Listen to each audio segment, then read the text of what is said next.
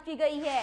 पाकिस्तान के खिलाफ ऐसी पिटीशन नाकाबिले कबूल है, ये कहा गया व्हाइट हाउस की जानिब से, और व्हाइट हाउस ने वेबसाइट पर पिटीशन को बंद कर दिया गया। इसमें आपको बताएं कि पाकिस्तान दुश्मनी में पागल भारत को एक बार फिर मुंह की खाना पड़ी है।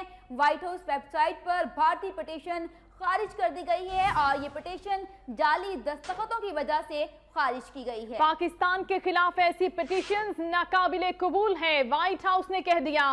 व्हाइट हाउस ने वेबसाइट पर पिटीशन को बंद भी कर दिया है। भारत जो कि पाकिस्तान दुश्मनी में बिल्कुल अंधा हो चुका है, एक बार फिर इस पागल भारत को मुंह की खाना पड़ी जब व्हाइट हाउस वेबसाइट पर भारतीय पिटीशन को खारिज कर दिया गया। इसलिए इस पिटीशन को खारिज किया गया कि इस पिटीशन पर जाली दस्तखत थे, इस वजह से इसको वेबसाइट से भी हटा दिया गया है। और व्हाइट हाउस की जानिब से कहा गया है कि पाकिस्तान के खिलाफ ऐसी पिटीशंस नाकाबिले कबूल हैं जिन पर जाली दस्तखत किए गए हों। व्हाइट हाउस ने वेबसाइट पर इस पिटीशन को बंद भी कर दिया है।